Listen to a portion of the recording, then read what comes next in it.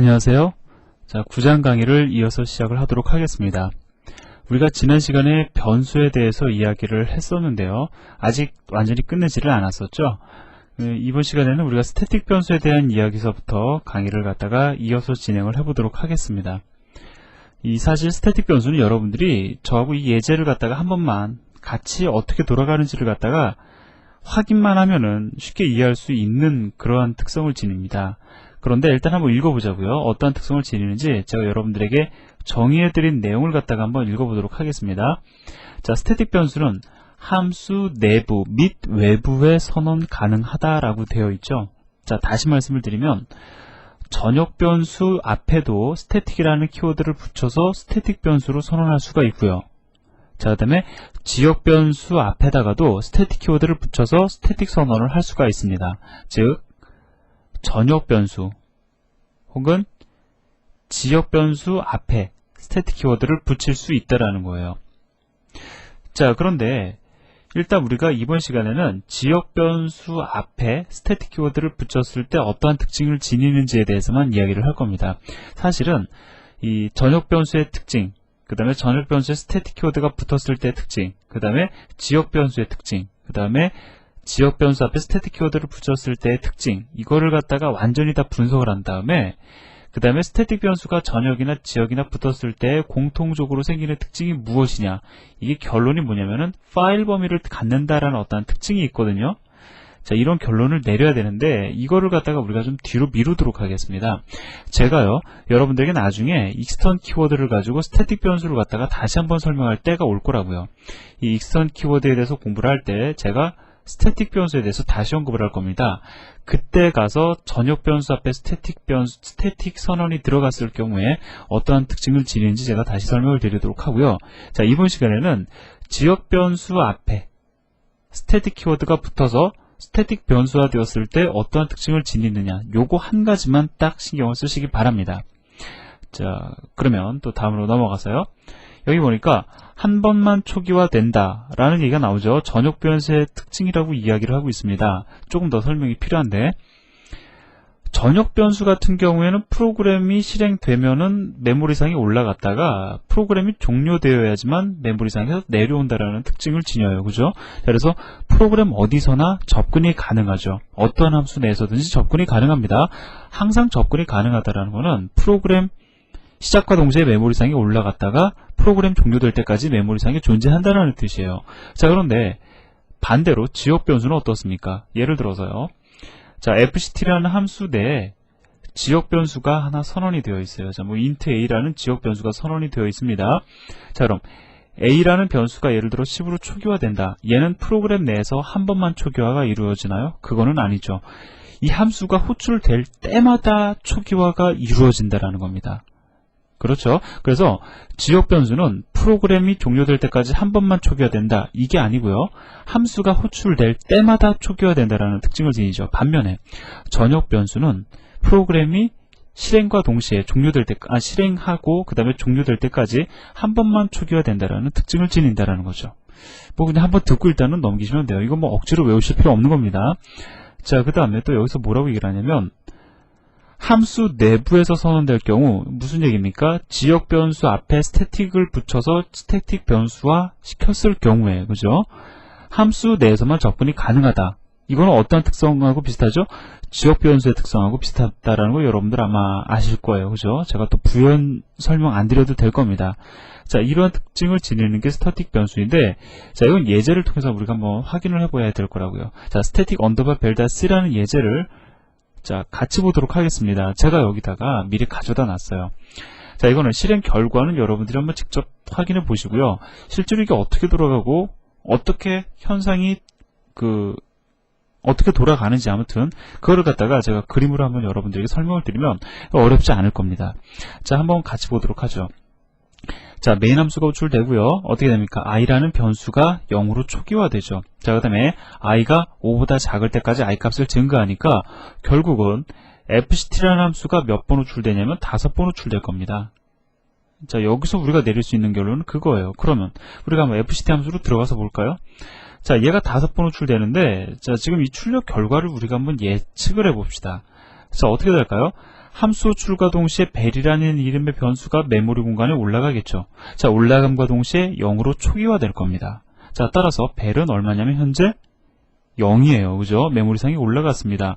그리고 나서 벨 값을 증가시키니까 얘는 얼마가 되냐면 1이 되겠죠. 그리고 나서 벨을 출력해주고 있습니다. 따라서 얼마가 출력이 되냐면 자, 1이 출력이 될 겁니다. 그죠? 자, 그리고 나서 함수가 빠져나갑니다. 함수를 빠져나가면 함수가 종료되면 어떻게 되죠?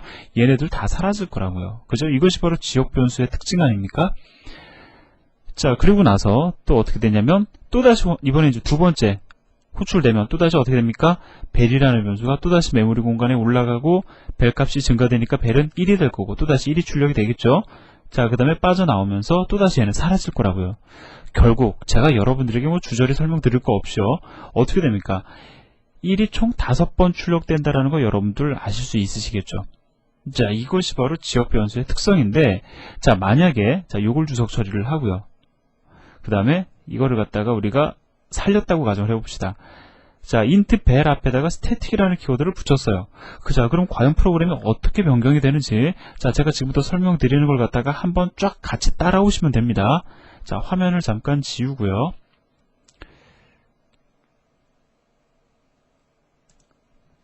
자, 그 다음에 이 앞에 static이라는 키워드를 붙였다고 우리가 이제 가정을 해보자고요. 자, static int 벨은 제로입니다. 자, 그 다음에 얘는 뭐 신경 쓰시지 마시고요. 자, 그럼 아무튼 이 안에서 몇 번 호출되냐면 fct 함수가 총 5번 호출될 거다라는 거죠. 자, 그러면 표를 만들어 볼까요? 한 번 호출됐을 때, 2번 호출됐을 때, 3번 호출됐을 때, 4번 호출됐을 때, 5번 호출됐을 때. 자, 그 다음에 제가 뭘 쓰는지 한번 보세요. 자, 첫 번째 호출됩니다. 자, 첫 번째 호출이 일어났어요. 자, 첫 번째 호출을 되고 보니까 static int 벨이 0으로 초기화되어 있죠. 자, 벨이라는 변수 메모리 공간에 올라갑니다. 자, 얘의 이름은 벨이에요. 자, 그 다음에 얘는 0으로 초기화가 이루어집니다. 자, static int 벨이라는 문장을 지금 우리는 처음 접했어요. 그죠? 함수가 처음 호출되면서 얘를 처음 접했습니다. 자, 처음 접하는 순간 자, 이렇게 0으로 초기화된다라는 거예요. 자, 그리고 나서 벨 값이 증가가 됩니다. 그럼 어떻게 되죠? 자, 1이 되겠죠. 자, 벨 값은 자, 1이 될 거고요. 자, 1이 출력이 될 겁니다. 자, 이것까지는 아까 전에 우리가 그냥 int 벨 변수를 통해서 fct 함수 첫 번째 호출했을 때랑 차이가 없습니다. 자, 그리고 나서 함수를 빠져나옵니다. 함수는 빠져나오지만 자, 얘는 int 벨은 지역 변수라기보다 static 변수예요. static이라는 키워드가 붙어 있기 때문에 얘는 사라지지 않고 남아 있습니다. 이게 큰 특징이에요. 메모리 공간에 아직 남아 있다라는 겁니다. 얼마를 값으로 지니면서 1이라는 값을 지니면서 아직 메모리 공간에 남아 있다라는 거예요. 자, 그럼 두 번째 호출이 이제 일어나겠죠? 두 번째 호출이 일어납니다. 자, 그러면 그 다음에는 얘를 어떻게 하느냐? 이미 한 번 초기화했어요. 앞에서 뭐라고 했습니까? 스태틱 변수는 한 번 초기화된다라고 제가 말씀드렸죠. 자, 따라서 그 다음에는 얘를 무시해버린다라는 겁니다. 얘는 진행하지 않아요. 다시 벨을 0으로 초기화하지 않습니다. 그냥 무시합니다. 그리고 그 다음 줄에 있는 벨 값을 증가를 시켜요. 따라서 벨 값이 얼마가 되죠? 이미 메모리 공간에 올라있는 벨 값을 갖다 하나 증가시키기 때문에 얘는 자, 2가 될 겁니다.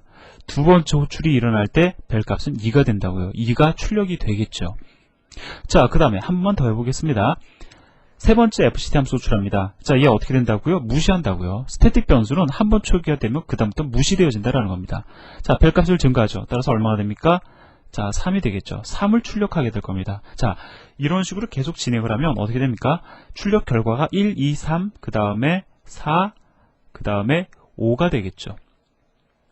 자, 이것이 바로 스태틱 변수의 특징이에요. 자, 그래서 지금 그 여러분들이 뒤에 가면 좀 더 자세히 이해를 할 수가 있습니다. 이런 현상만을 여러분들이 이해를 하세요. 결론 뭡니까? 스태틱 변수는 메모리상에 올라가서 한 번 초기화되고 그 다음에 두 번 다시 초기화되지 않는다. 즉 지역 변수 앞에 스태틱 키워드가 붙어서 스태틱 변수가 되면 함수가 종료되어도 메모리상에서 내려오지 않는다. 이러한 특징만 여러분들이 기억을 하시면 됩니다. 자, 그래서 실행 결과만을 가지고도 여러분들이 대략적으로 스태틱 변수가 어떻게 처리되는지 그 특징을 이해하실 수 있으실 거예요. 자, 그럼 다시 돌아가서요. 자, 보다 빠르게 레지스터 변수라는 게 있죠. 지금 보면은 이 레지스터라는 게 사실 뭐냐면은요. 그 메모리 구조를 갖다가 여러분들이 조금 아시면 도움이 되는데 그 컴퓨터 시스템에 보면은 하드디스크라는 게 있죠. 참 이 용량은 크지만 느립니다. 그래서 이보다 빠른 메모리 공간 뭐가 있죠?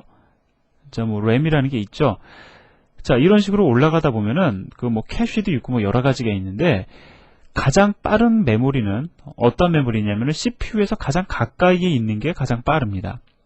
자, 그래서 캐시라는 메모리도 사실은 그 CPU에서 가장 빠르기 때문에 가깝기 때문에 빠른 거거든요. 이 레지스터라는 것은 메모리의 명칭입니다. 레지스터라는 기억 장치예요.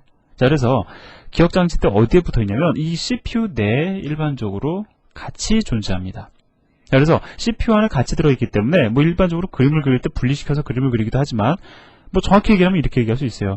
그 CPU에 가장 가까이 있는 메모리 그 기억 장치를 갖다가 레지스터라고 우리가 얘기를 할 수 있다고요. 그래서 이 레지스터를 이용을 하면은 우리가 연산을 빨리 할 수가 있습니다. 그래서 이거는 어떠한 걸 얘기를 하냐면 내가 int b라는 변수를 선언하는 데 있어서 레지스터라는 키워드를 써주고 있죠. 즉 레지스터에다가 b라는 변수를 갖다가 선언해라 라는 의미예요. 자, 그러니까 어떻게 되겠습니까? 결국은 빨라지겠죠. 하지만 우리가 이런 레지스터 변수를 갖다가 항상 선언할 수 있는 건 아닙니다. 왜냐하면 극히 제한되어 있는 메모리 공간이죠. 그렇기 때문에 뭐 우리가 프로그램상에서 요구해서만 쓸 수 있는 게 아니라 여러분들이 그냥 이렇게 따로 선언 안 해도요. 그 성능을 갖다 향상시키기 위해서 이 레지스터라는 메모리 공간을 자주 사용을 하거든요. 그러다 보니까 이 레지스터라는 공간은 사실 거의 대부분 꽉 차서 사용이 됩니다. 그래서 그 여유가 있는 그 메모리 공간이 아니기 때문에 여유가 있으면 이러한 선언을 갖다가 허용을 해서 int b라는 변수를 레지스터라는 메모리 공간 안에 올려주겠지만 현재 레지스터가 상당히 꽉 차 있어가지고 그럴 여유가 없다. 그러면 이 레지스터라는 키워드는 일반적으로 무시가 됩니다.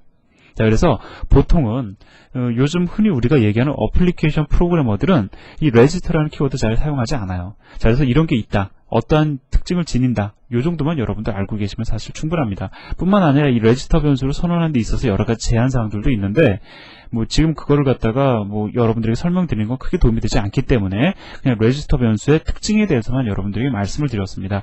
실제로 여러분들이요 레지스터라는 키워드를 안 써주셔도 좋은 컴파일러다라고 하면 필요에 따라서는 변수를 레지스터에다가 알아서 선언을 하기도 합니다. 자, 여기까지만 언급을 하도록 하죠.